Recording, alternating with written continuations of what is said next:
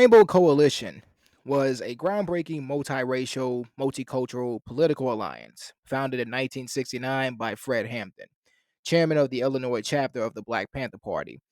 Emerging in Chicago, it sought to unite marginalized groups, Black, Latino, white, and indigenous communities around common struggles against poverty, racism, and oppression. Though short lived due to Hampton's assassination in 1969, the Rainbow Coalition laid the foundation for future multiracial political movements and remains a landmark in the history of radical activism. So, first things first, let's start with the origins and the formation of the Rainbow Coalition. So, at its core, the coalition was guided by Marxist Leninist principles: anti capitalism, anti imperialism, and revolutionary solidarity. And each of these tenets, they shape the coalition's strategies, their policies, and their objectives. So, with the Marxist Leninist principles, so Fred Hampton and the Black Panther Party, they were heavily influenced by this theory, which viewed class struggle as the central conflict in capitalist societies. And the Black Panther Party, founded by Huey P. Newton and Bobby Seale, promoted community empowerment through self determination, collective action, and revolutionary resistance.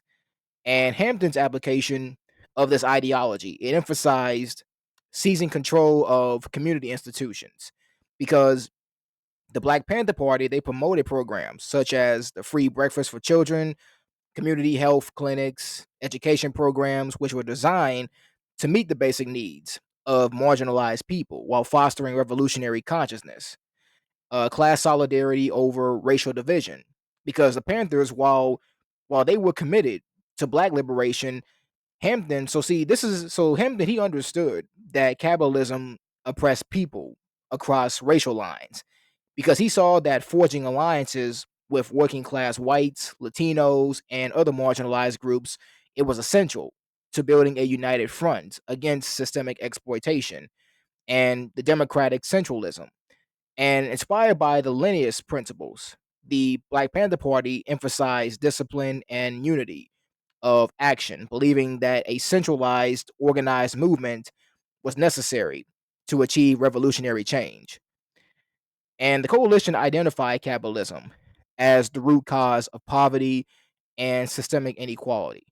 Hampton frequently spoke about how capitalism, how it thrived by fostering division, leaving the working class fragmented and powerless.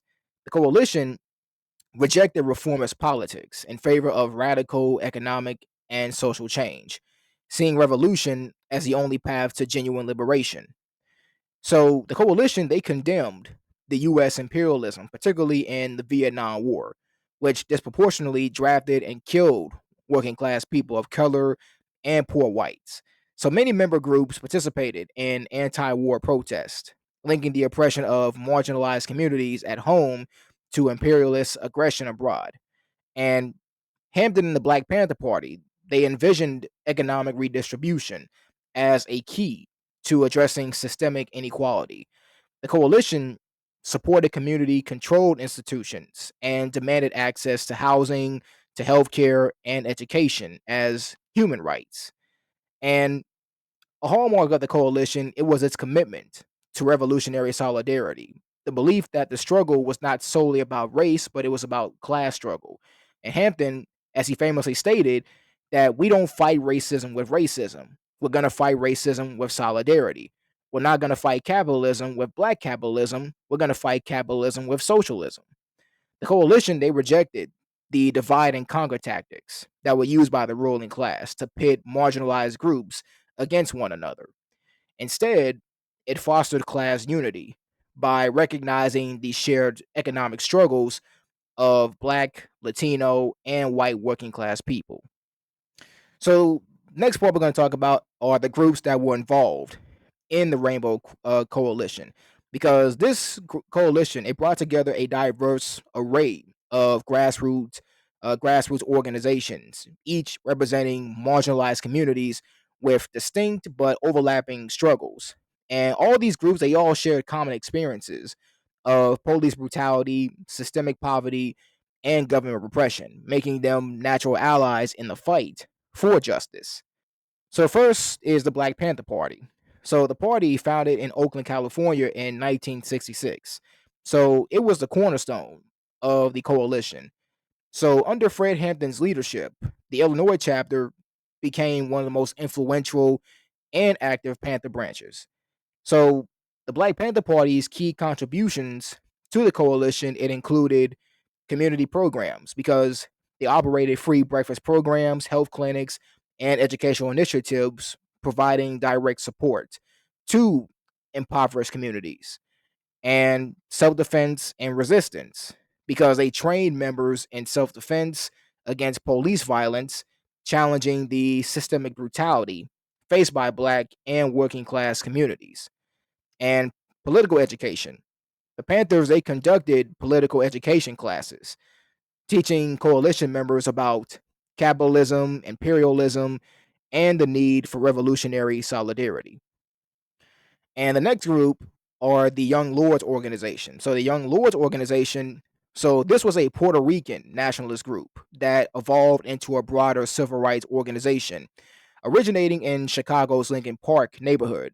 They fought against gentrification and displacement because the Young Lords resisted the forced displacement of Puerto Rican families due to urban renewal projects, healthcare and education and education inequities, because they advocated for accessible healthcare, better education, and an end to police brutality in Puerto Rican and Latino neighborhoods, and their partnership with the Panthers. So they work closely with the Black Panther Party, adopting their model of community programs and the militant resistance from the Panthers. And also, you have the Young Patriots organization. So the Young Patriots organization. So this was a group that was composed of poor white migrants from Appalachia who had settled in Chicago. So despite their white identity, they faced severe poverty, police harassment, and discrimination. And their involvement in the coalition, it was significant for its working class consciousness because they emphasized that class struggle, it transcended race, positioning themselves as allies to the black and Latino organizations and the mutual aid programs because they were inspired by the Black Panther Party. So the Young Patriots organization, they ran community service programs, including free breakfasts and health initiatives in impoverished white neighborhoods. And they also had an anti-racism stance as well too, because they openly rejected white supremacy, instead promoting solidarity with the black and brown working class communities. And also, if you're noticing the Confederate flag here, now we all know the symbol of the Confederate flag, what it symbolizes and what it means. So the reason why it is that they use the Confederate flag as a symbol of the organization. So the Patriots, once again, so they were primarily made up of white Southerners who migrated to Chicago. And many of them, they had been raised in the South, where the Confederate flag had historical significance.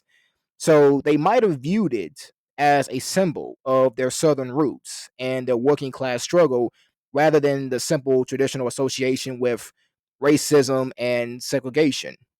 And in the context of their radical politics, they might have adopted the Confederate flag as a form of reclaiming and redefining a symbol that had been used to represent oppression. So they saw it as a symbol of rebellion, much like the way some groups have reclaimed other controversial symbols to express solidarity with marginalized communities. And they were also influenced by the Black Power movement. And one of the key figures they worked with was obviously, of course, Fred Hampton of the Black Panther Party. So the adoption of the Confederate flag, it was a part of their effort to actually bridge the divide between the poor white working class communities and the black community in Chicago, emphasizing solidarity across racial lines. So for the Young Patriots, the Confederate flag, it represented resistance to the status quo, which they felt was keeping both poor whites and the people of color oppressed. So they used it to express a kind of racial, well, pretty much a kind of radical radical defiance. And though this was later criticized, they used it as a way to express a kind of so they pretty much so they were later criticized for the flag's heavy associations with white supremacy. And thus, the flag was a controversial symbol within the broader civil rights and the radical movements of the time.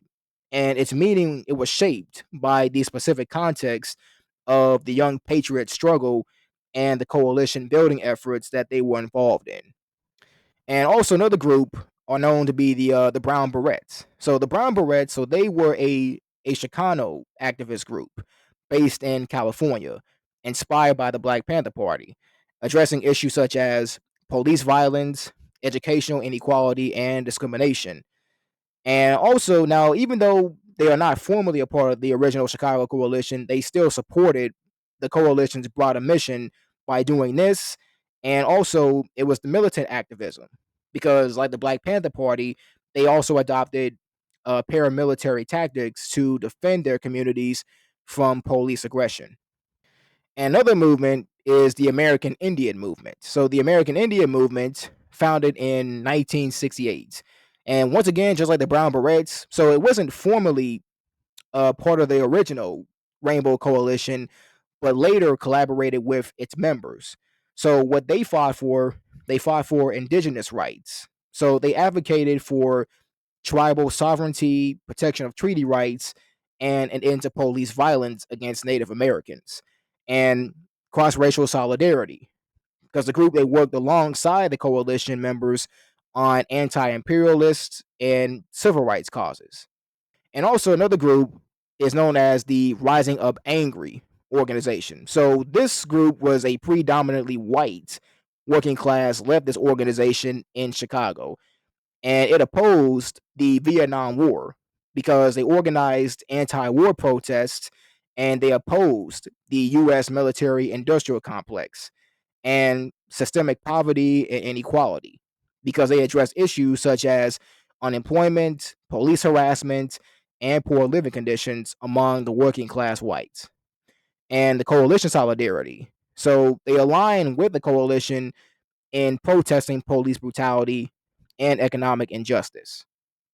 So there were a lot of key figures that all played a big role. Leaders of these different organizations that all played key roles and actually, that all play key roles in the coalition. So first, as always, we will start by discussing Fred Hampton, the visionary and the architect. So Hampton, as we discussed, and we discussed a lot about Fred Hampton in also in a previous video we made on the channel as well too about him. So just to kind of to go back. So Hampton was born on August 30th, 1948 in Summit, Illinois, who a working class suburb of Chicago.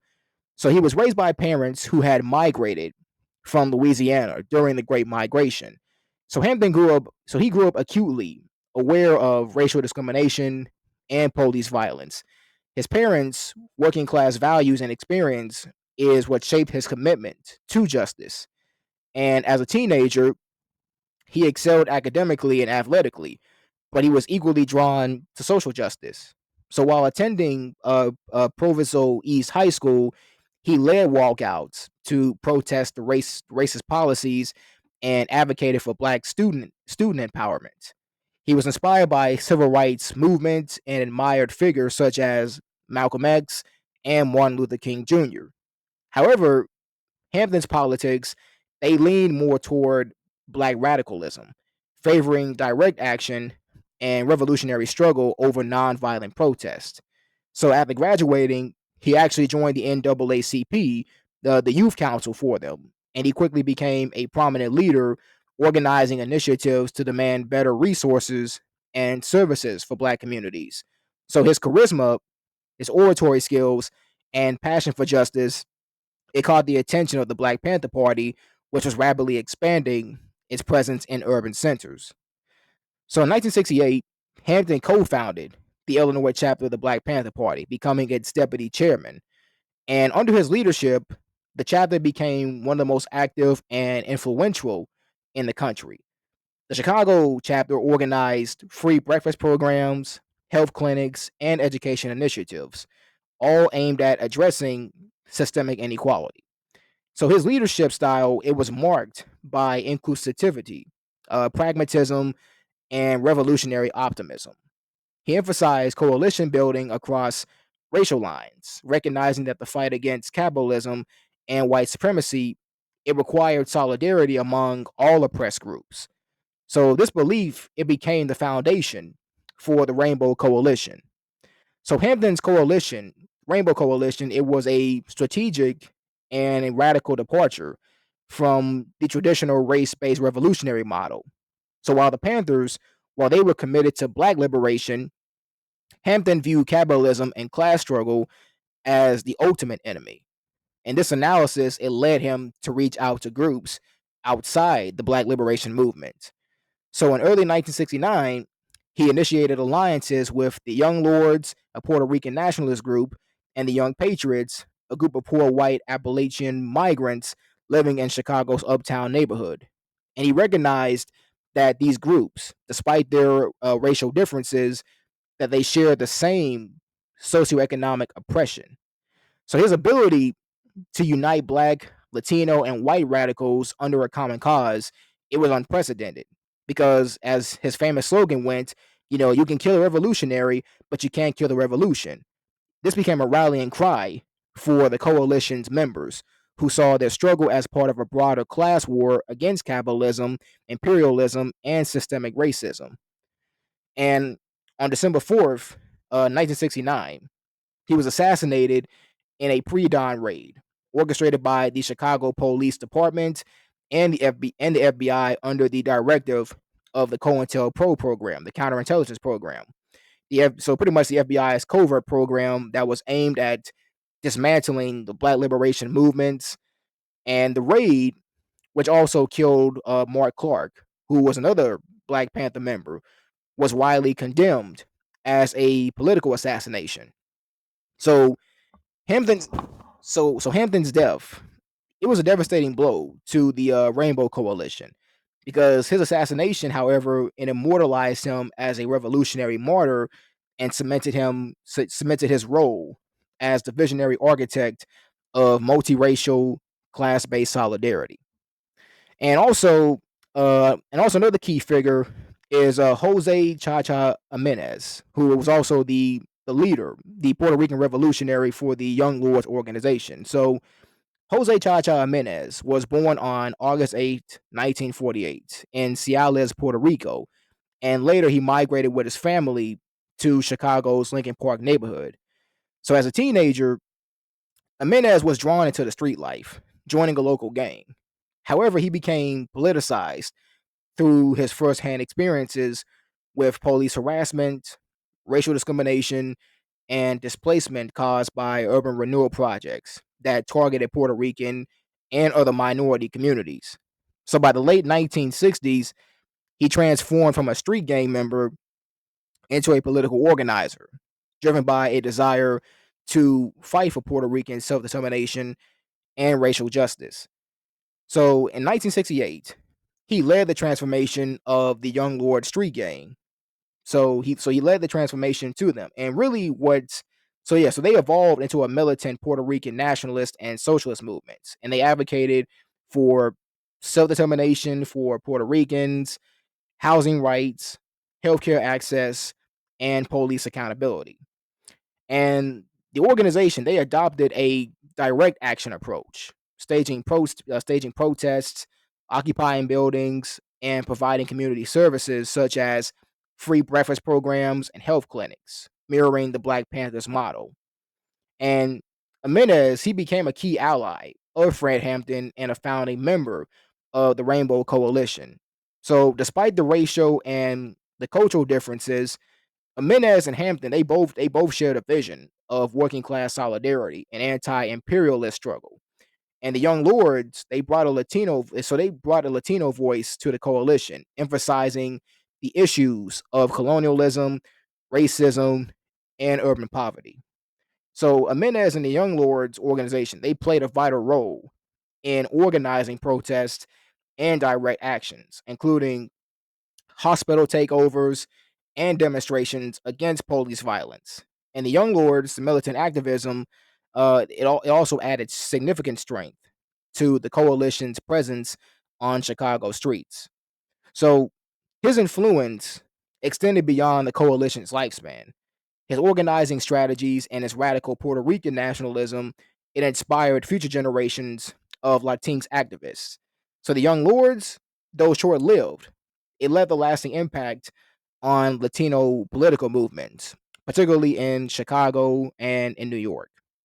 And also another key figure is William Preacherman Fesperman, the leader of the Young Patriots organization. So William Preacherman Fesperman was a poor white Appalachian from North Carolina, and like many white migrants, he moved to Chicago's uptown neighborhood during the post-war years, part of the Appalachian migration that sought industrial jobs in northern cities. However, these migrants they faced racism, discrimination, and poverty, often being derogatory labeled as hillbillies or white trash.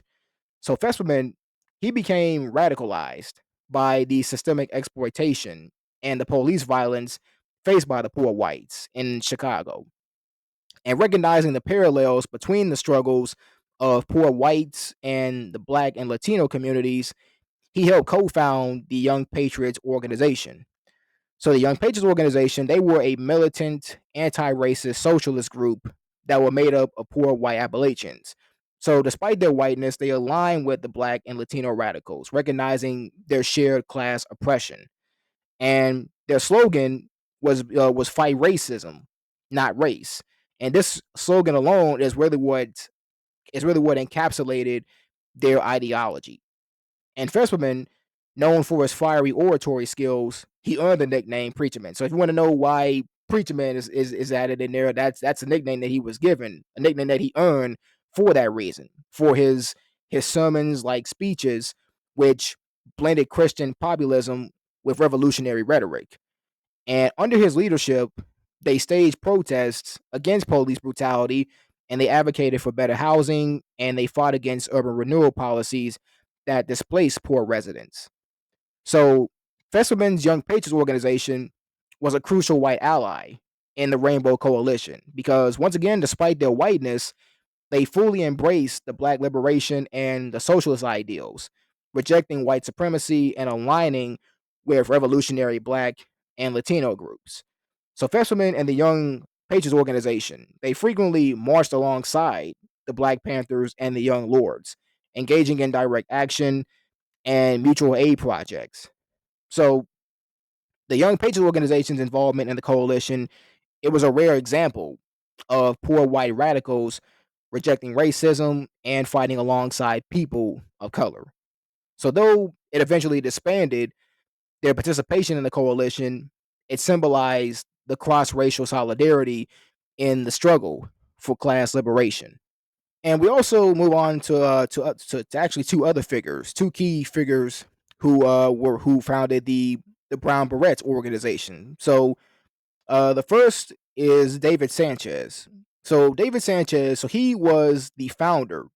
So he was the founder and key leader of the Brown Berets, a militant Chicano civil rights group that emerged during the late 1960s. So, born in Los Angeles, California in 1947, he grew up in the East Los Angeles barrio, witnessing the systemic racism, educational discrimination, and police brutality faced by Mexican Americans.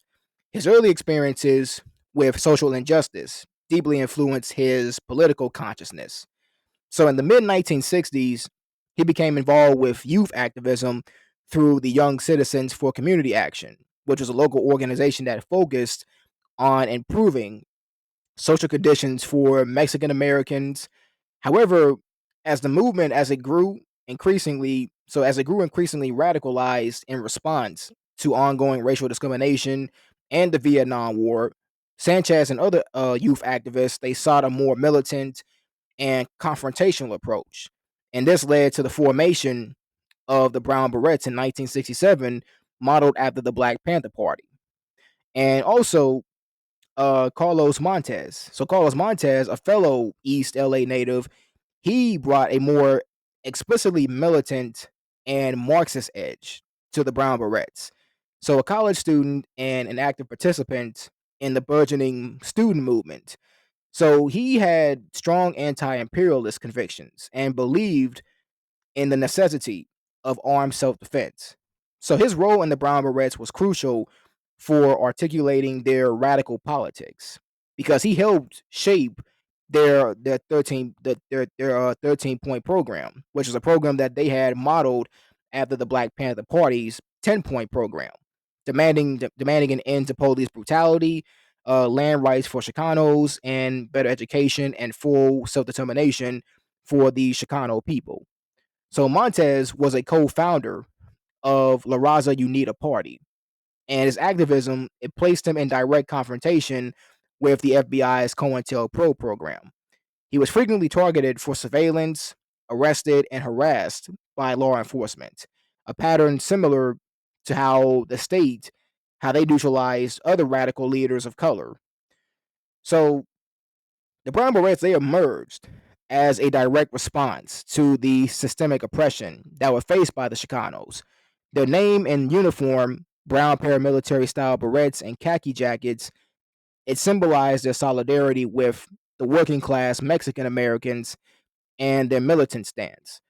So Sanchez, inspired by the Black Panthers community defense model, he emphasized self-defense, direct action, and community programs. So the core principles and the mission, their platform that they were centered on. So their platform centered on issues such as, number one, educational reform. They demanded bilingual and culturally relevant education, along with equal educational opportunities for Chicano students. Second was anti-police brutality. The Berets organized protests against police violence in East LA, where Chicanos were routinely harassed and subjected to racial profiling. And third, health and welfare. They established free health clinics to provide medical care to impoverished Mexican Americans. And also, last, which was anti war activism. So they opposed the Vietnam War, highlighting how the Chicano youth were disproportionately drafted and sent to the front lines. So the key events and also the actions and decline legacy of the Brown Beret. So first thing is the East Los Angeles walkouts of 1968. So one of the most defining moments of their activism was their role in this event, also known as the Chicano blowouts. And it was led by student activists and supported by the Brown Berets.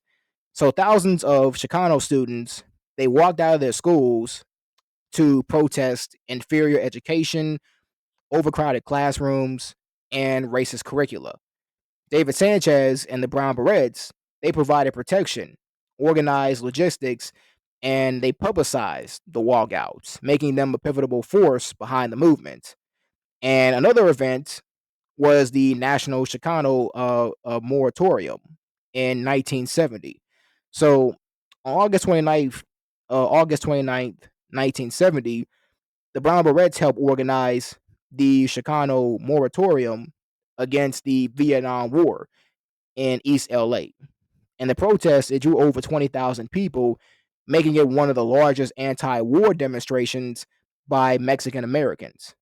So tragically, the event it ended in violence when the police attacked the crowd, resulting in the death of journalist Ruben Salazar, a key moment in Chicano history that highlighted the police brutality and the media's complicity in suppressing Chicano voices and their confrontation with law enforcement. So the Brown Berets frequently clashed with the police due to their militant tactics.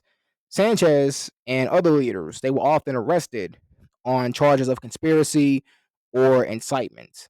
So law enforcement, they viewed them as a dangerous subversive organization, and they were heavily surveilled by the FBI through COINTELPRO, which sought to undermine the Chicano activists. So by the early 1970s, the internal divisions, infiltration by government agents, and the mounting legal troubles, it weakened the Brown Berets.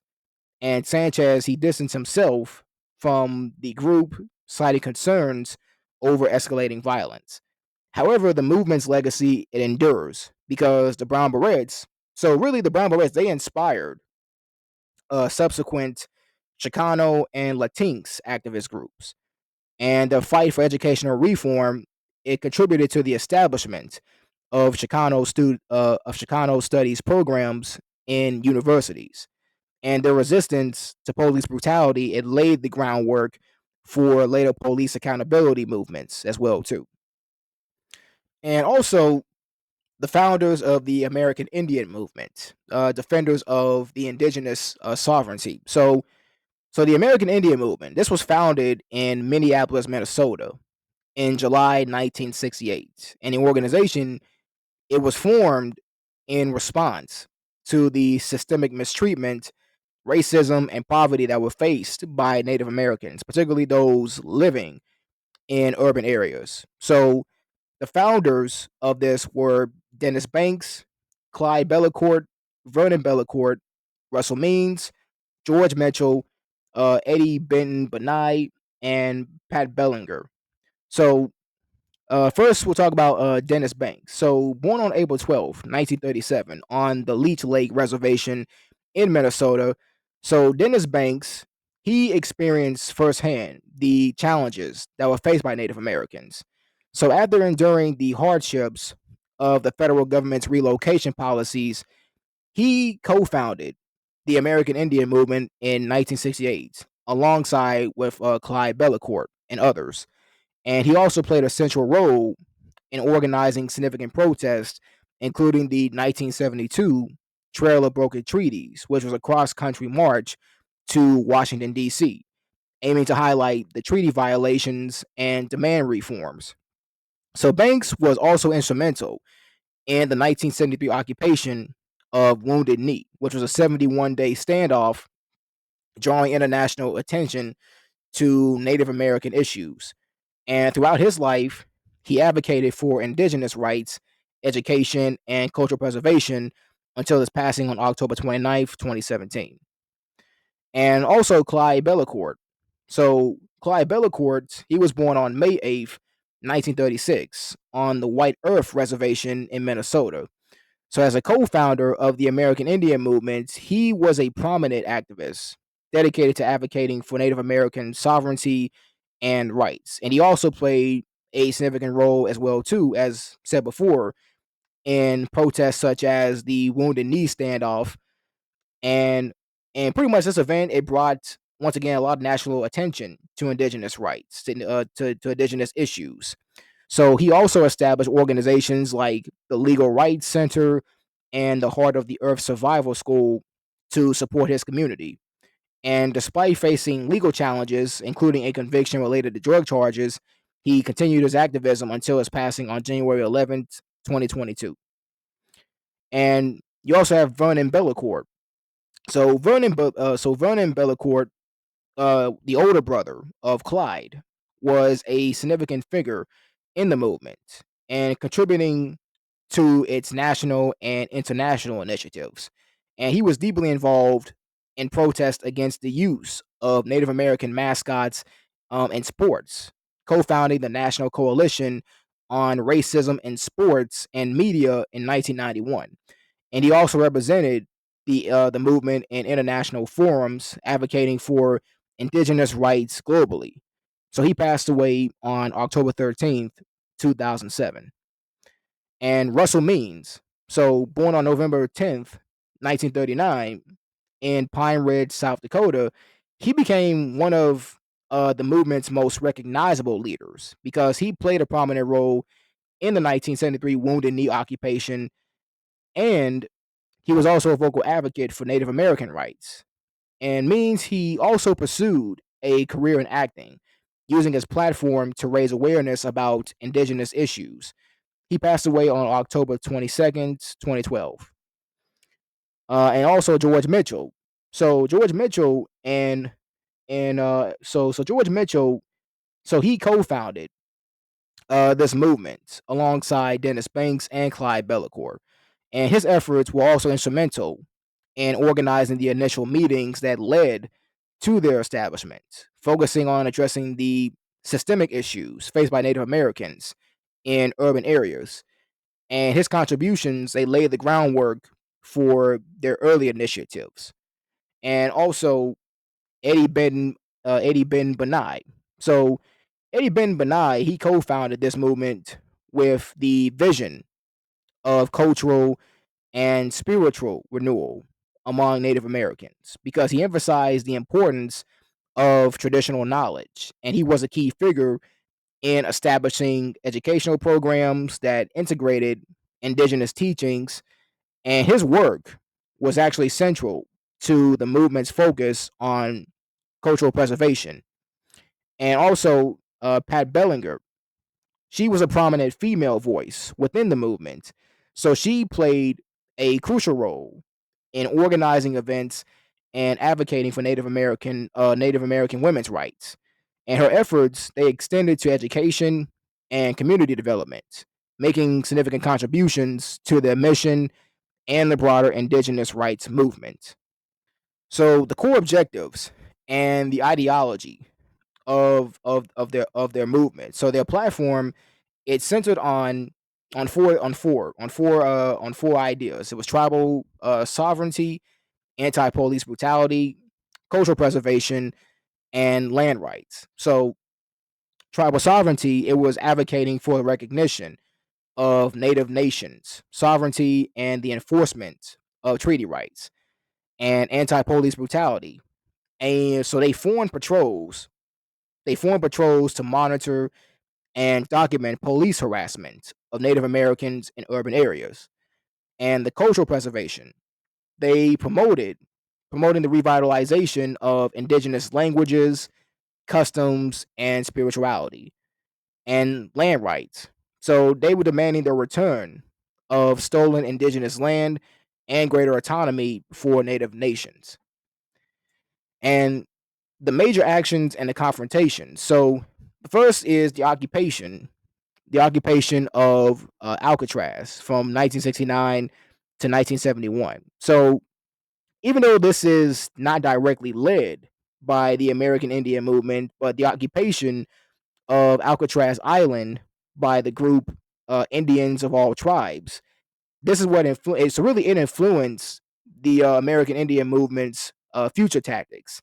So the 19-month occupation, it symbolized the growing militancy of Native American activism and inspired them to adopt similar direct action strategies.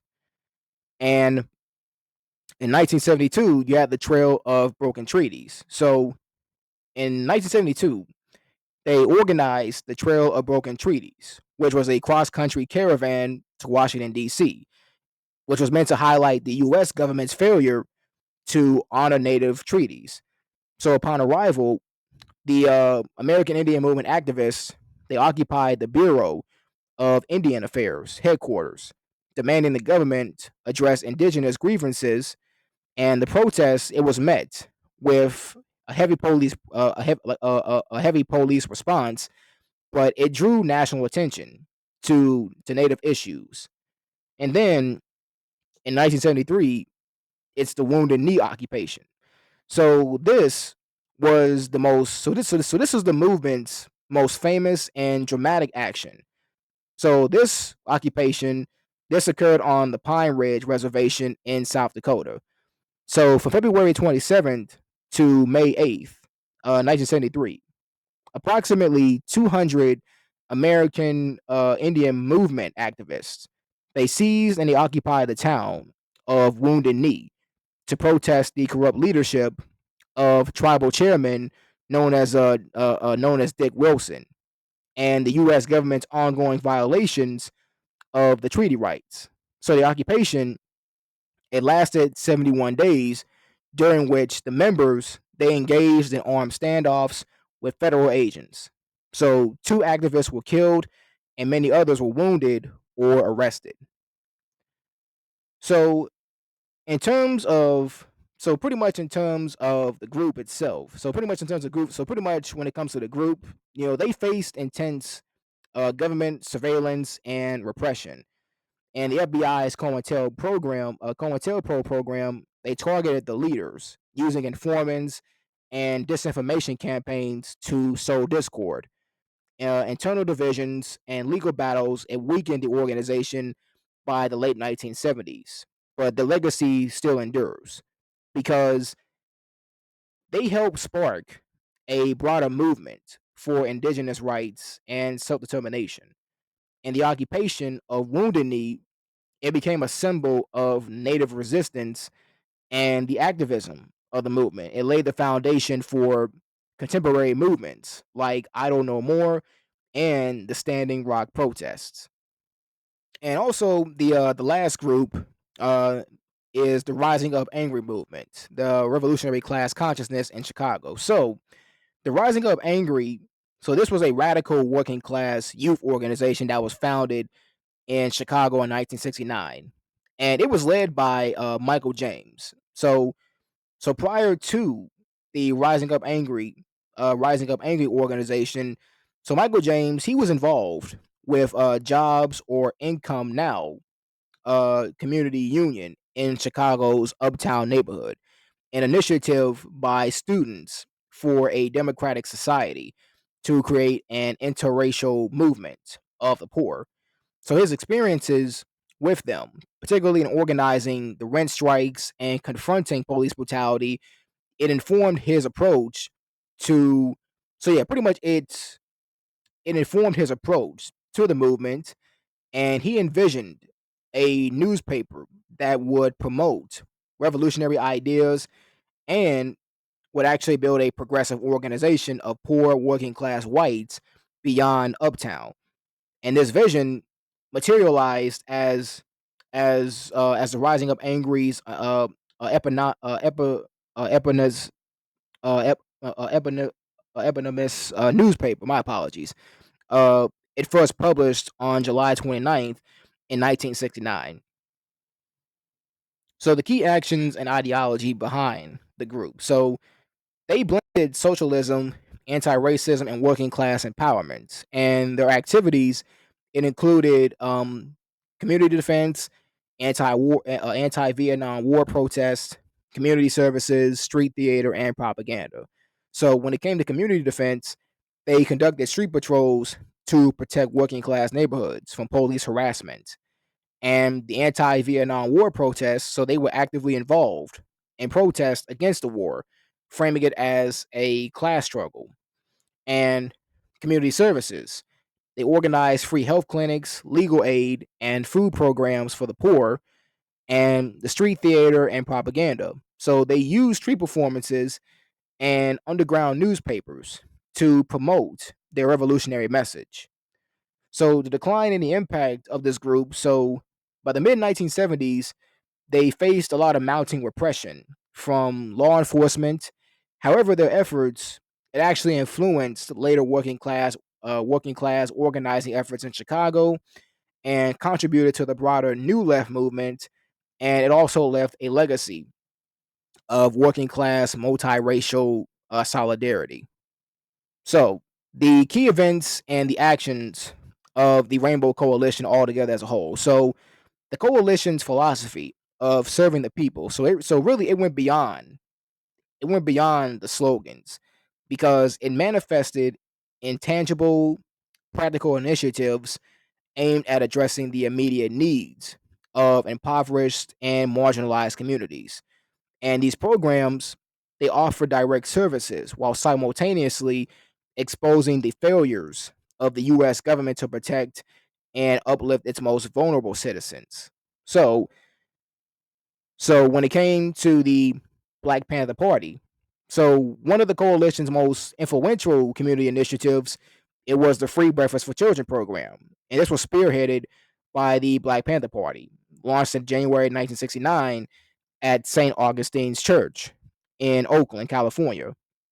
And the program they quickly spread to Chicago, where Fred Hampton and the Illinois chapter of the party expanded it with the support of coalition members. So the details of the program is that the free breakfast program, it provided nutritious morning meals to thousands of impoverished children. And by 1969, the Black Panther Party, they were feeding. So really, it was feeding over 20,000 children daily across multiple cities. So the program, they addressed the rampant food insecurity in Black and Latino neighborhoods, where many children, they were arriving at school hungry, which was affecting their learning capacity. And the impact on the coalition is that, so the Young Lords and the Young Patriots, so they adopted the similar initiatives in their respective communities. So the Young Lord organization, they opened its own breakfast programs in Chicago's Lincoln Park neighborhood, serving Puerto Rican and Latino children. And the Young Patriots organization, they mirrored this effort in the Uptown area, where you had poor white migrants that lived in deep poverty. And the program, it also exposed, so really, the program, it really exposed the government's neglect of low income communities, highlighting how grassroots movements, how they were filling the gap left by public institutions. And it also served as a tool for political education, because children and families who attended the breakfast, they were often given political literature or introduced to the coalition's ideology. And the program's popularity and effectiveness, it drew the attention of the FBI, which labeled it as a subversive threat. And then J. Edgar Hoover, who led this program, who led the COINTEL program, called the Breakfast Club program a dangerous initiative, fearing that it would generate loyalty to the Panthers among the Black youth. And you also have the free health clinics by both the Black Panther Party and the Young Lords. So healthcare was another key focus of the coalition social programs. And the Black Panther Party and the Young Lords organization, they established free community health clinics in underserved neighborhoods, providing medical care to individuals who otherwise lack access to proper treatment. And the Black Panther Party, so they created People's Free Medical Centers, which offered basic healthcare services such as free checkups, screenings, and treatment for chronic conditions. And the clinics, they provided sickle cell so they provided sickle cell testing, as the disease disproportionately affected African Americans and was largely ignored by the medical establishment. And the Young Lords, they opened up free health clinics in Puerto Rican and Latino neighborhoods in Chicago and in New York, providing care for tuberculosis, lead poisoning, and other preventable diseases rampant in impoverished communities. And the clinics, they also distributed health literature, and they educated the residents about hygiene, nutrition, and disease prevention. So the free clinics, they became lifelines for neglected populations, directly addressing the systemic healthcare disparities. And they exposed how the government and public health agencies, how they failed the marginalized groups, pressuring city officials to implement or expand public health initiatives. And these clinics, they became centers of political organizing, where the patients, they were introduced to the coalition's revolutionary ideals. And also the housing and education reform from the Young Patriots and the Young Lords. So the Young Patriots organization and the Young Lords organization, they were particularly active in fighting for housing and education reform, seeking to improve conditions in working class neighborhoods facing neglect and displacement. So the Young Lords, they fought against the gentrification of Lincoln Park, a historically Puerto Rican neighborhood in Chicago. So see, city planners, they were driving out Latino residents to make way for wealthier, predominantly white developments. And this, of course, is what we call, gentrification. So, through protests, rent strikes, and building occupations, they resisted the evictions and they demanded affordable housing protections. And the Young Patriots, they similarly advocated for improved housing conditions in Chicago's uptown neighborhood, where poor white migrants, they were subjected to exploitative landlords and unsafe living conditions. So the coalition, they pushed for equitable access to education, including the bilingual education for Puerto Rican students and culturally relevant curricula. And the Young Lords, so the takeover of McCormick a theological seminary in May 1969, it was a major action. So the members, they occupied the seminary to demand that the institution fund the community programs, including health clinics and free breakfast programs. So the occupation, it actually succeeded, and it succeeded in securing $650,000 in grants for community projects. And also, we get to the point talking about political organizing and the protests. So the thing about the coalition was not only a provider of social services, but also a formidable force of political resistance.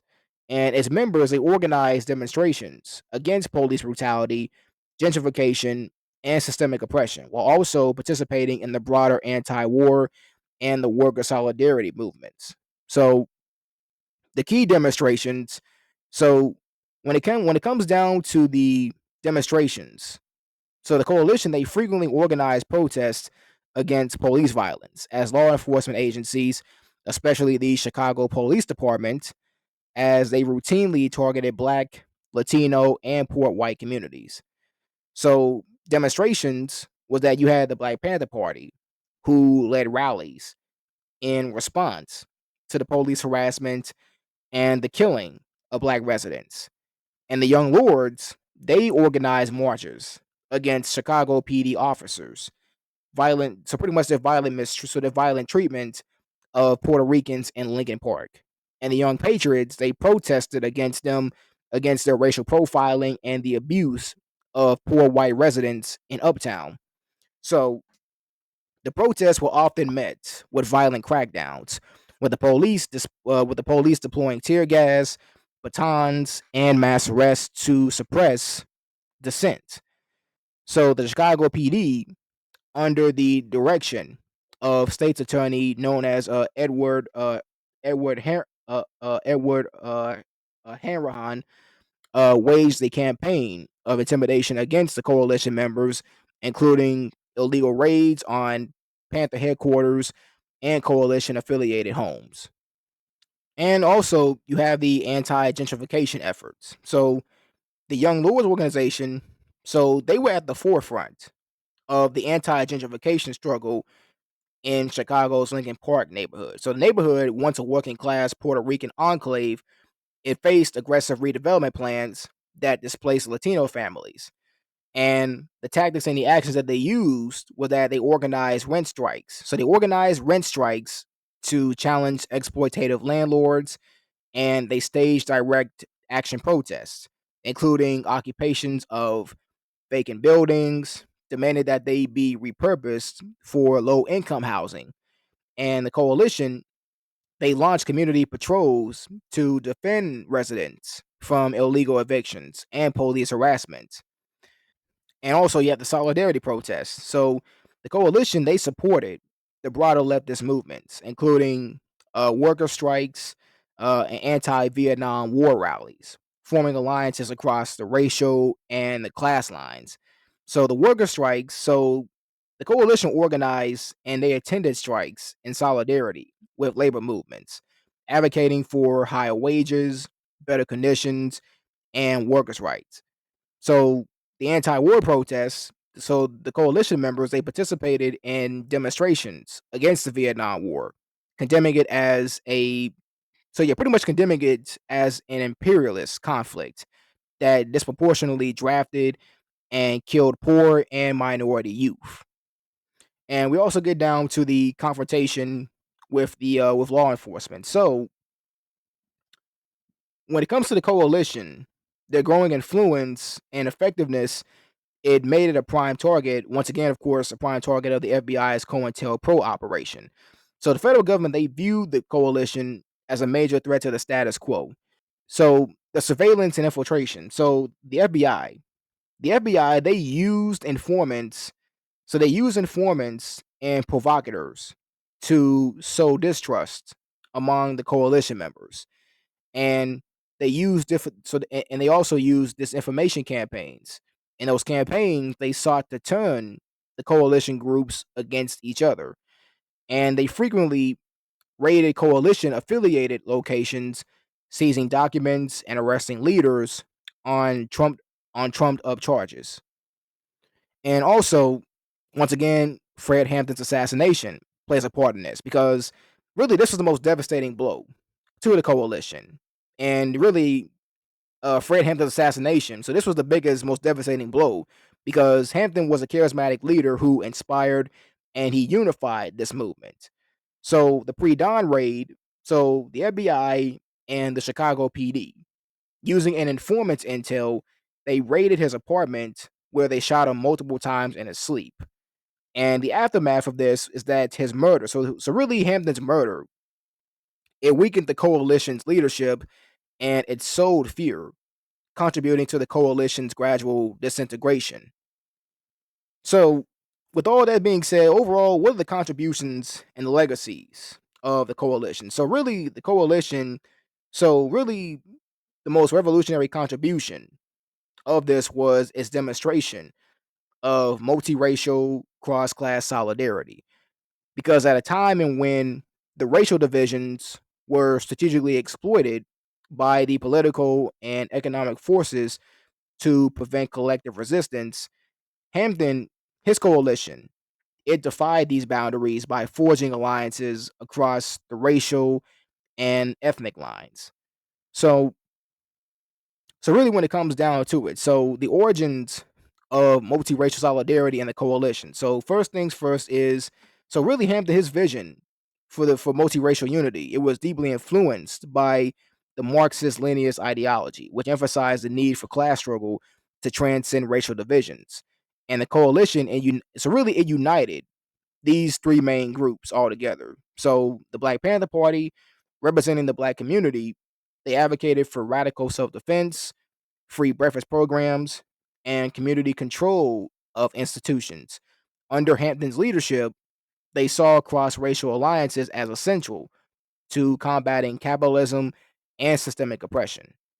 And the Young Lords organization, originating as a street gang in Chicago, they transformed into a Puerto Rican activist group focused on Latino rights, anti gentrification efforts, and police accountability. And they were inspired by the Black Panthers. So they so inspired by them, they joined the coalition to fight for racial justice and economic equality. And the Young Patriots organization, composed primarily of poor white migrants in Chicago, they recognized their shared struggle against poverty and systemic disenfranchisement. And once again, despite their white identity, they align with the coalition, challenging the racial divisions by emphasizing class based solidarity. So the coalition, they exposed how the ruling class, how they used racial division as a tool of oppression. Because by uniting the working class communities of different races, the coalition threatened the establishment's ability to maintain racial antagonism as a form of social control. So this unity directly challenged the segregationist policies that marginalized people of color and pitted poor white workers against black and brown communities, and economic exploitation that kept the working class fragmented and disempowered, and police brutality that targeted marginalized groups regardless of race, creating a common struggle. And the coalition solidarity, it extended beyond the rhetoric in political grassroots action, including the free breakfast programs, health clinics, tenants' rights advocacy, anti-police brutality organizing, because their signature initiative provided free meals to school children. The Young Lords and the Young Patriots, they implemented similar programs, creating a multiracial network of mutual aid. And they established community health centers, offering free medical care in underserved neighborhoods, and organized against slumlords and fought for better housing conditions, particularly in their impoverished neighborhoods in Chicago, and collaborated on cop watch programs, and legal support for victims of police violence. So the coalition, so their influence on future movements. So the coalition's innovative model of multiracial intersectional organizing became a blueprint for future movements. So, despite its disbandment following Hampton's assassination in 1969, its principles were carried by subsequent organizations and activist campaigns. So, on one hand, you have Jesse Jackson's his Rainbow Push Coalition, a political continuation. So, Hampton's vision directly inspired Jesse Jackson, who was a civil rights leader and a former aide to Dr. Martin Luther King Jr. in 1984. So in 1984, in 1984, Jackson founded the Rainbow Coalition, which later merged with Operation Push to become the Rainbow Push Coalition. While it is distinct from Hampton's original grassroots coalition, Jackson's organization preserved the spirit of multiracial unity by advocating for voting rights and political representation. Because Jackson's coalition immobilized marginalized communities to engage in the political process, pushing for electoral reforms and challenging voter suppression, economic justice, and labor rights. So the coalition, they fought for fair wages, employment opportunities, and corporate accountability, and the civil rights and social justice. So, building on Hampton's foundation, Jackson's coalition became a prominent force in advocating for civil rights and fighting systemic racism. And the coalition's model of intersectional multiracial activism, it also laid the foundation for later progressive movements, including the Chicano movement. So, inspired by the coalition's emphasis on class solidarity, the Chicano movement of the 1970s incorporated multiracial alliances, particularly through collaborations with Black and Indigenous activists. And you also have Black Lives Matter. And the coalition, the legacy, it's evident in the Black Lives Matter's emphasis on multiracial solidarity and intersectionality. And the Black Lives Matter organizers, they have drawn on the coalition's tactics of grassroots organizing, community programs, and direct action against police brutality. And also, you have Occupy Wall Street. So the coalition's emphasis on class struggle and economic justice resonated with the Occupy Wall Street's message of resisting corporate greed and systemic inequality, and also police accountability and reform movements. So their confrontation with police violence, it contributed to the long-standing struggle for police reform. And the coalition's work in Chicago, it laid the groundwork for contemporary demands for civilian oversight, body cameras, and defunding law enforcement. And also the cultural and the symbolic impact. So the coalition's influence, it extended beyond politics and organizing, because really it became a cultural and symbolic touchstone for resistance and multiracial solidarity through music, literature, and film. So the legacy has been preserved and reintroduced to new generations. So when it comes down to all this, you have the music and the art. So the coalition, they inspired protest songs, spoken word performances, and visual art, reflecting its revolutionary ethos. And some key cultural impacts, they include protest music, because songs inspired by the coalition struggle, it often referenced police violence, systemic racism, and the power of multiracial unity. And activist musicians incorporated the coalition slogans and their demands into their lyrics. And you also have the street murals and the visual arts. So in Chicago, you have murals honoring Fred Hampton and the Rainbow Coalition, and they serve as visual reminders of their activism. And these murals, they often depict the unity of the Black Panther Party, the Young Lords and the Young Patriots, symbolizing multiracial solidarity. And literature and poetry, because writers and poets influenced by the coalition, they use their platforms to tell the coalition story, embedding its message in the cultural consciousness. And also, the coalition, their legacy has also been kept alive through documentaries and films that highlight its impact. So 2021 film Judas and the Black Messiah. So this Academy Award winning film, it brought Fred Hampton's assassination and the Rainbow Coalition struggle to mainstream audiences. In the film, it depicted Hampton's efforts to unify Black, Latino, and white communities against systemic oppression, raising awareness of the coalition's historical significance, and documentaries and historical retrospectives. So, films such as The Murder of Fred Hampton in 1971 and The First Rainbow Coalition 2019, it provided detailed accounts of the coalition's formation, activism, and enduring legacy. And the educational programs and podcasts. So, the coalition's history has been explored in podcasts, online lectures, and educational programs, ensuring that its message that it reaches new generations of activists and scholars. So, what exactly overall are the challenges and limitations of the Rainbow Coalition? So, when it comes to the challenges, limitations, the first is, of course, the COINTELPRO. So, COINTELPRO. So this was once again. So this was a covert FBI initiative that was launched in 1956 under the leadership of J. Edgar Hoover. Initially targeting so pretty much initially this group was targeting the Communist Party, Communist Party USA, and it expanded its scope throughout the 1960s to disrupt and neutralize Black liberation movements, anti-war groups, and other leftist organizations.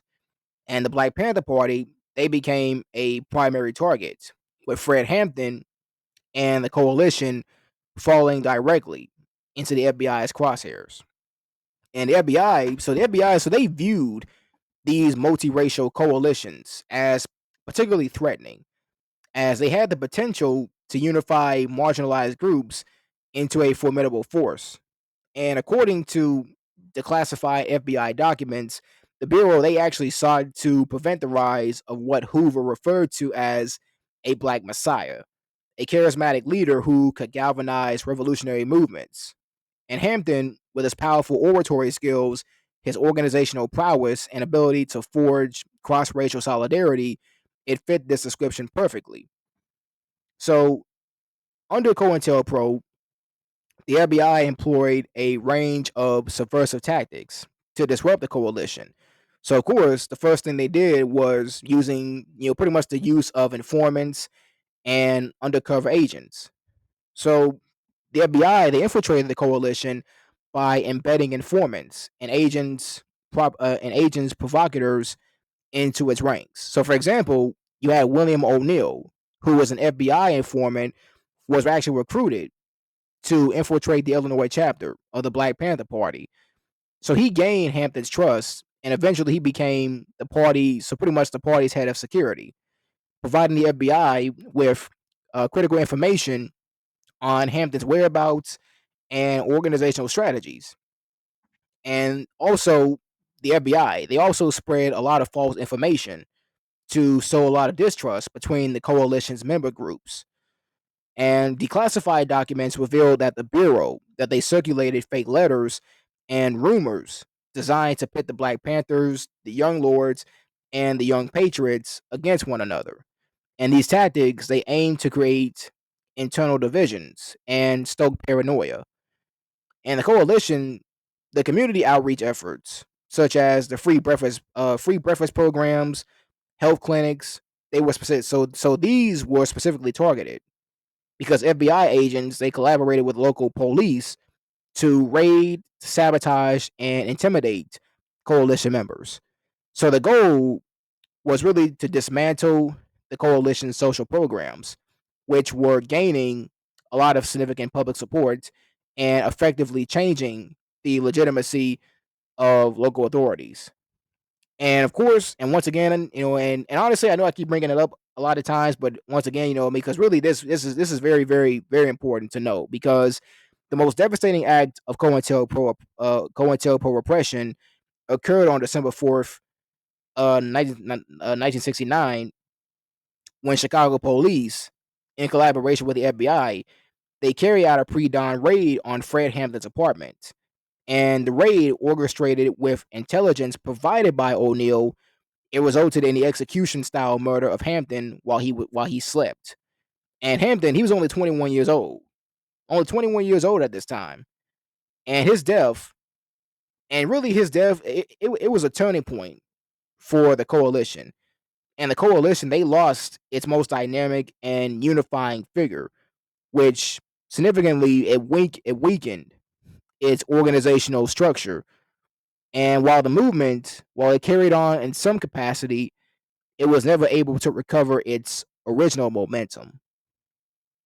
So their structure, it was deeply reliant on Fred Hampton's leadership. As a skilled orator and a strategist, Hampton had the rare ability to inspire and mobilize people across racial and ideological lines. And his assassination, it created a leadership vacuum that the coalition had struggled to fill. And while Bobby Rush and other Panther leaders, they attempted to continue the work, the movement lacked a singular figure, one that was capable of maintaining unity and driving the coalition expansion. So the young lords and the young patriots, they also experienced leadership transitions and internal instability, making it difficult to sustain coordinated action. So even before Hampton's death, the coalition, they already faced a lot of internal challenges that weakened its cohesion, because the coalition, the members, the groups, they all shared a broad anti-capitalist, anti-racist vision, so they differed in their ideological approaches. Because the Black Panther Party, they adhered to the Marxist-Leninist framework and emphasized revolutionary socialism. And the Young Lords, they incorporated the Puerto Rican nationalist elements into their struggle. And then the Young Patriots, representing poor white Southerners, they focused on class struggle, but was still influenced by the white Appalachian culture. So these differences occasionally led to the ideological frictions. And the coalition, they also operated on limited financial and logistical resources. So the Panthers and the Young Lords, in particular, they were constantly subjected to police raids, which drained their capacity to organize. And the coalition's grassroots nature, it made it vulnerable to burnout, as members were frequently overextended. And beyond the FBI, beyond the federal level efforts, they also faced a lot of constant harassment by local law enforcement.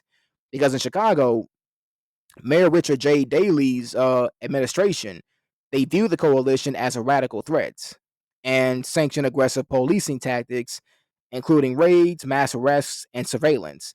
And these constant attacks, it made it increasingly difficult for the coalition to operate effectively.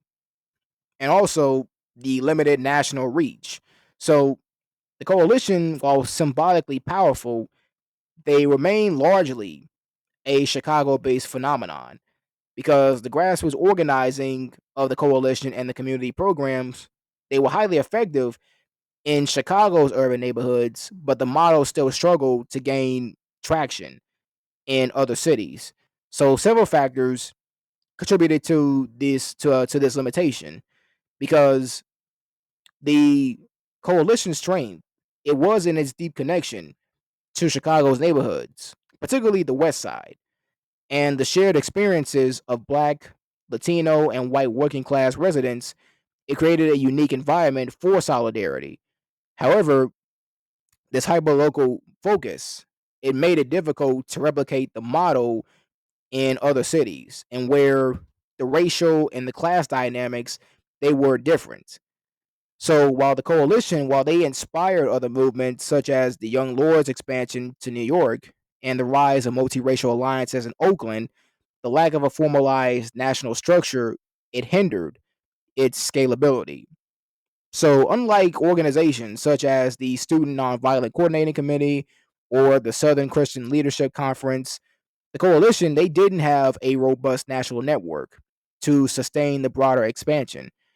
And also, the coalition, the radical politics, and association with the Black Panther Party, it also limited its mainstream appeal because a dominant media narrative influenced by the FBI's propaganda, it betrayed the Panthers as violent extremists, furthering alienating potential allies.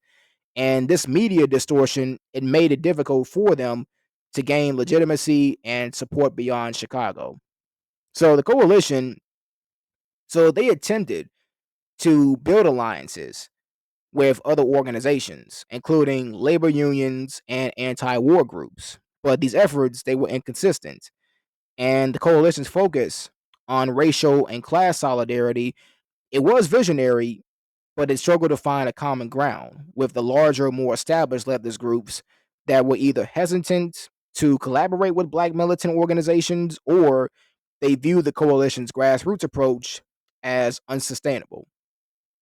And also, so yeah, so pretty much we are coming to the end of this video here today, but I also do want to add in this part as well too. But I wanted to add in the part here about the parallels with the FBI. So pretty much the FBI's the parallels to the CIA and their covert operations. So the reason why I bring this up is that so really I want to really explain this. The FBI parallels to the CIA's covert tactics. So when it comes to the FBI and their war on the coalition, so the coalition, once again, it was viewed as a significant threat by the Federal Bureau of Investigation. And under J. Edgar Hoover's leadership, the FBI weaponized the COINTELPRO program against the Rainbow Coalition. So with them having to organize this program, honestly, with the same ruthlessness, really, we really think about it, they weaponized the program with the same ruthlessness and deception as the CIA's international operations and the FBI. So, because really, the FBI, like, they employed disinformation, infiltration, psychological warfare, and assassination attempts to destroy the movement from within. And the tactics, they eerily are reminiscent of the CIA's covert interventions that are abroad. And the FBI's COINTEL program, because officially it launched in 1956, and officially it was to target the Communist Party USA, the United States of America. But by the 1960s, it evolved to going after civil rights groups, leftist movements, and black liberation organizations. And by 1967, under Hoover's direction, they specifically targeted black nationalist groups, including the Black Panther Party. And in 1969, the year of the coalition's founding, the focus of the FBI expanded to include multiracial unity efforts, which were perceived as even more dangerous. So the FBI memos, they revealed that Hoover, he considered a coalition of militant black nationalist groups as the greatest domestic threat, particularly if they could unite with other radical organizations across racial lines. And the key objectives of this were simple. It was to discredit leaders through smear campaigns, promote violence between rival groups through these false flag operations, and infiltrating organizations with informants and provocateurs, and sabotaging legal efforts by planning false evidence and influencing the trials. And the FBI, much like the CIA in its foreign interventions, they viewed the coalition that called for solidarity as a revolutionary force capable of destabilizing the existing power structure. And their response, it was not simply to surveil, it was to dismantle it through direct and often illegal action. And the FBI, so with their tactics of infiltration and provocators. So they employed many informants and provocators to infiltrate the coalition, and it's a direct parallel to the CIA's global practice of planning agents and foreign organizations to foment discord. So in Chicago, once again, William O'Neill, who was a trusted member of the Black Panther Party, he was secretly an FBI informant. So O'Neill, he rose through the ranks, became their chief of security, granting him access to the internal operations and confidential information. And he provided them information about the of the floor plans of Fred Hampton's apartment, which directly facilitated the assassination raid on Hampton. And O'Neill, he provoked the internal disputes by spreading false rumors, and this mirrors the CIA's use of double agents to destabilize foreign governments. So the infiltration strategy, it extended even more to the young lords and the young patriots as well too, because the FBI, they sought to create distrust among the coalition members by spreading disinformation about the group's intentions, suggesting that each faction was betraying the other.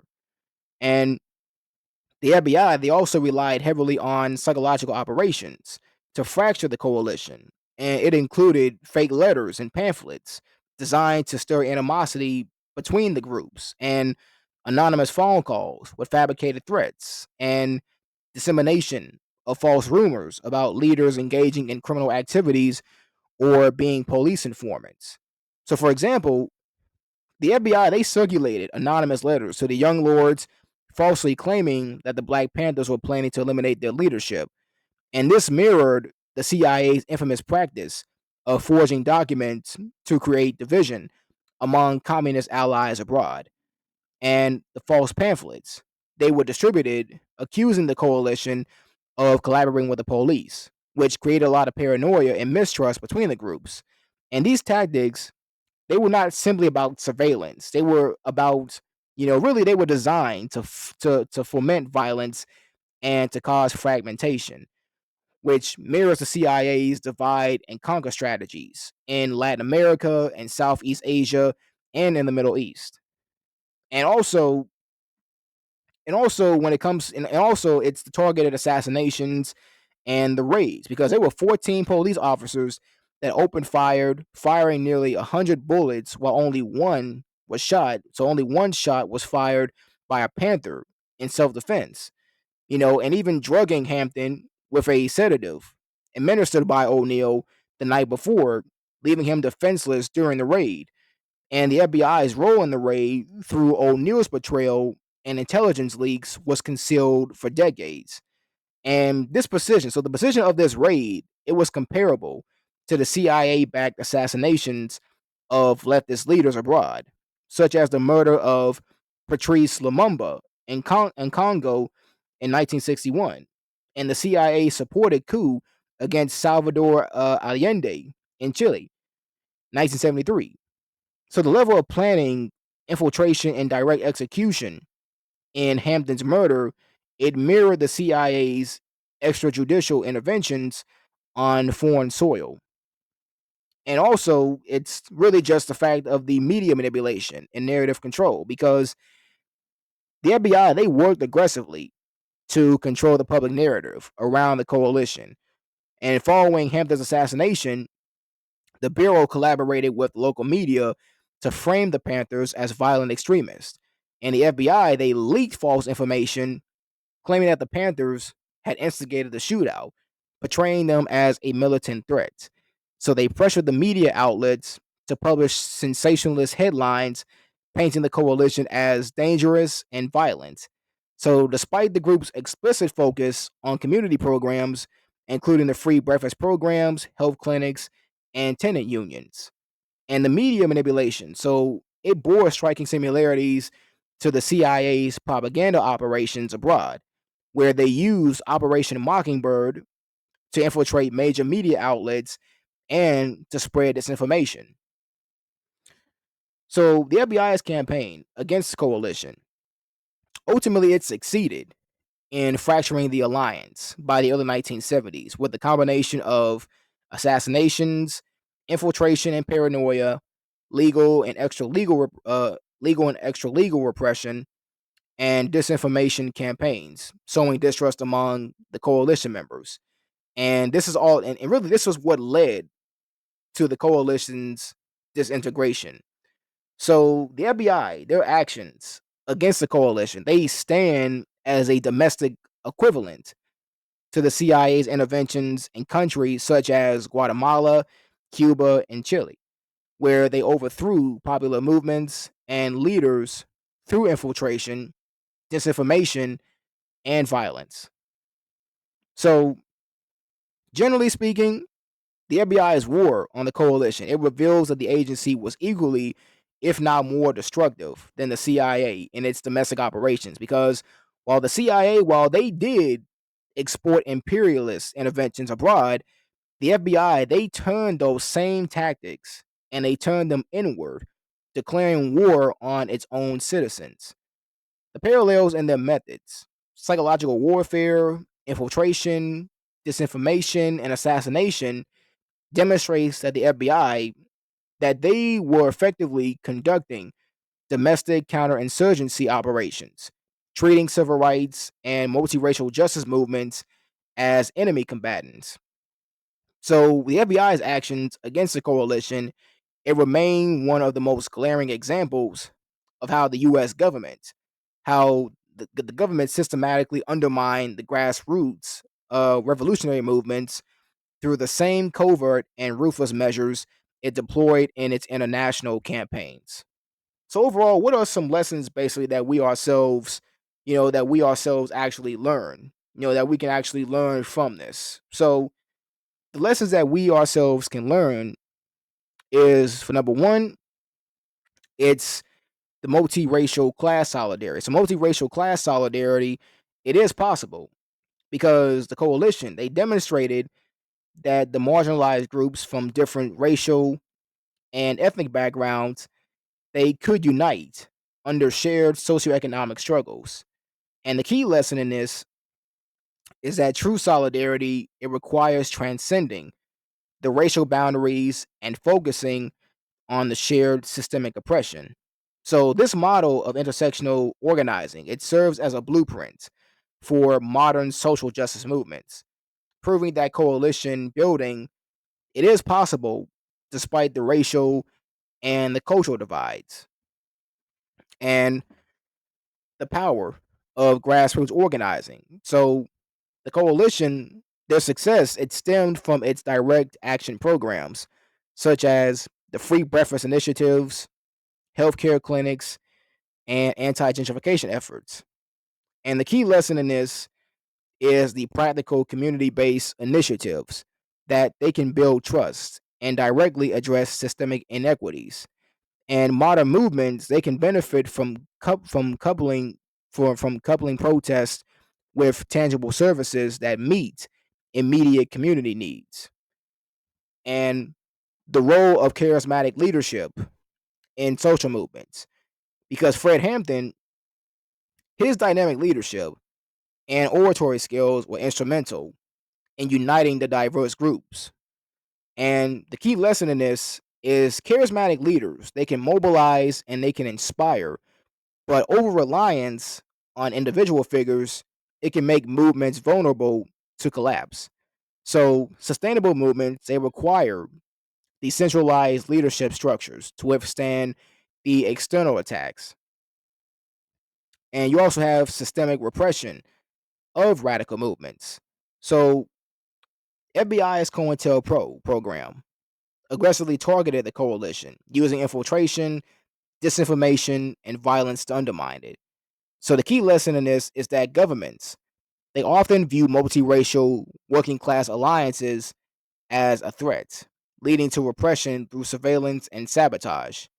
So, modern activists, they must be aware of and prepared for surveillance, infiltration, and smear tactics by state forces, and the fragility of coalition building. So, despite its power, the coalition, they faced internal divisions and external pressures that weakened its cohesion.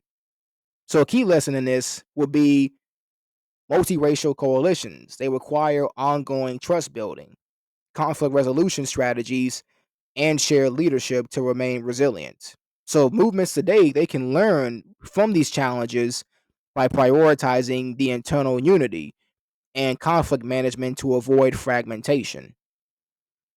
And the influence on future social movements. So the coalition's legacy inspired future movements like Jesse Jackson's Rainbow and Push, the Black Lives Matter and Occupy Wall Street. And the key lesson in this is that even the short-lived movements, they can have a lasting ideological and organizational impact. So studying past coalitions, they can actually offer valuable lessons on strategy, sustainability, and resilience for current and future movements. And last is the intersection of race and class in activism. So the coalition, they recognized that class struggle was deeply intertwined with racial oppression. So the key lesson in this is that effective activism requires addressing both racial and economic injustice, not treating them as just separate issues. So intersectionality, it remains a vital framework for understanding and combating systemic inequality. And also questions. And there are quite a lot of questions that we ourselves can sure overall look over and of course take the time to answer if we most definitely do. So questions overall that we ourselves are asked and questions overall that we ourselves can find the answer to, if ever, is when it comes to the origins and the formation, what socioeconomic conditions in Chicago made the formation of the coalition necessary? And also, how did Fred Hampton's Marxist-Leninist ideology, how did it influence the coalition's goals and their strategies? And what common struggles united the groups as diverse as the Black Panther Party, the Young Lords Organization, and the Young Pages Organization, despite their racial and cultural differences? And the key events and actions. So, how did the coalition's community programs, how did they actually strengthen its influence? And what role did the coalition actually play in anti gentrification efforts and protests against police brutality? And how did the coalition's direct action campaigns impact local policies in Chicago? And also, challenges and confrontations. So, how did the FBI's COINTELPRO program specifically target the coalition? And what impact did Fred Hampton's assassination have on the coalition's stability and momentum? And how did the internal divisions or the ideological differences among the coalition members contribute to its decline? And the contributions and legacy. So, in what ways did the coalition influence Jesse Jackson's Rainbow Push Coalition? And how did the coalition's organizing principles shape the later movements like Black Lives Matter and Occupy Wall Street? And what cultural and symbolic legacies continue to preserve the memory of the Rainbow Coalition? And the broader implications. So, what does the coalition's experience reveal about the possibilities and limitations of multiracial organizing? And how might contemporary movements apply the coalition strategies for building solidarity across racial and class lines? And what parallels can be drawn between the repression faced by the Rainbow Coalition and the modern state responses to activist movements? But overall, ladies and gentlemen, that overall is the ending here of this video here today. So, the Rainbow Coalition. So, this was a revolutionary political alliance that redefined the concept of solidarity in the face of systemic oppression. Though it was violently suppressed, its legacy continues to inspire contemporary movements for racial, social, and economic justice. And its model of intersectional, class based, multiracial organizing serves as a reminder of the power of unity against systemic inequality. And for that, ladies and gentlemen, that concludes this video here today. So, Always remember, ladies and gentlemen, always remember that no matter the challenge, always be smooth, always be steady, and always be aggressive. Stay focused, stay determined, and keep pushing forward. Until next time, keep rising to the occasion. Peace.